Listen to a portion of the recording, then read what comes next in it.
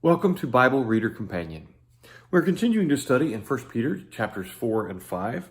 We're going to look today again in chapter 4, this time beginning in verse 12. 1 Peter chapter 4, beginning in verse 12, New King James Version. Beloved, do not think it strange concerning the fiery trial which is to try you, as though some strange thing happened to you. But rejoice to the extent that you partake of Christ's sufferings, that when his glory is revealed, you may also be glad with exceeding joy. If you are reproached for the name of Christ, blessed are you, for the Spirit of glory and of God rests upon you. On their part he is blasphemed, but on your part he is glorified.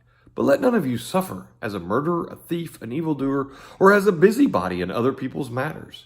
Yet if anyone suffers as a Christian, let him not be ashamed, but let him glorify God in this matter.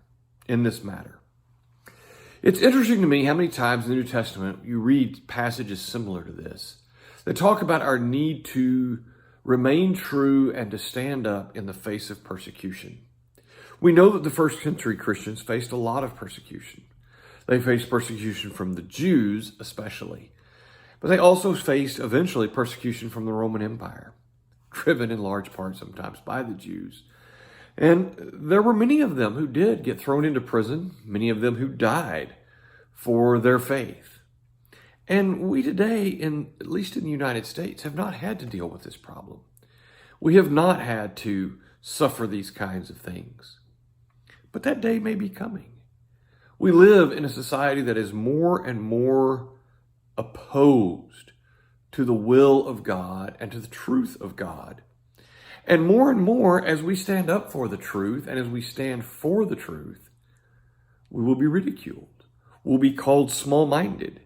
We'll be maybe even persecuted at work. In some places, the things that we stand for as Christians are viewed very negatively, and we must take care, or we sometimes take care, in expressing those things for fear of the repercussions of saying those things. And yet, what Peter says is, be proud. Be proud if you suffer as a Christian. If you suffer not for doing evil. If you suffer for doing evil, that's not good. But if you suffer for standing up for the truth of Jesus Christ, he says for that you'll be glorified. How many of us have the confidence to do that? How many of us have the confidence to stand up and tell the truth about Jesus, regardless of the consequences, regardless of the persecution, regardless of what it costs? That's the attitude that Peter suggests we should have. Think on these things, and we hope you'll join us again. Thank you.